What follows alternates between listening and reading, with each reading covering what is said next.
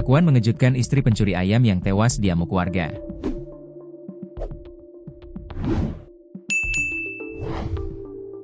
Pengakuan mengejutkan istri pencuri ayam yang tewas kena amuk warga di Subang, Jawa Barat. Ternyata si istri tidak mengetahui alasan suaminya tersebut mencuri ayam hingga menjadi sasaran amuk warga. Istri pencuri ayam Tariana tersebut bernama Yeni mengakui suaminya tak punya pekerjaan tetap. Meski begitu, Yeni selalu mendapat nafkah dari Rariana walau tidak tahu asal uang tersebut dari mana. Jelang Lebaran, Yeni masih pegang uang walaupun hidup mereka pas-pasan. Selain itu, kebutuhan dapur juga masih ada. Diketahui Tariana, terduga pencuri ayam, tewas akibat dihajar massa di depan kantor desa Gandasoli Kecamatan Tanjung Siang Subang, Selasa, 1 April 2025, sekitar pukul 23.30 waktu Indonesia Barat. Tariana dihajar karena mencuri ayam. Tariana memiliki seorang istri bernama Yeni dan satu orang anak perempuan masih berstatus pelajar SD. Namun sebelum menikah dengan Yeni, Tariana sempat memiliki istri dan bercerai dengan mempunyai 3 anak.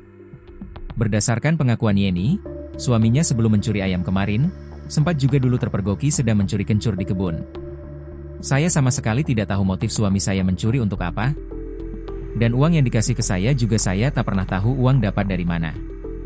Sekalipun tak punya kerjaan tetap tapi dia selalu ngasih nafkah walaupun tak seberapa, kata Yeni saat berbincang dengan Gubernur Jabar Deddy Mulyadi di kediamannya, Jumat, 4 April 2025, pagi.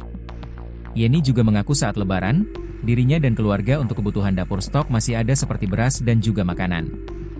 Di hari Lebaran, saya masih pegang uang Rp300.000, beras juga masih ada dan sama sekali tak terdesak oleh kebutuhan dapur, ucapnya. Yeni juga mengaku Deddy Mulyadi bahwa dirinya terlilit utang ban emok yang mencapai puluhan juta rupiah.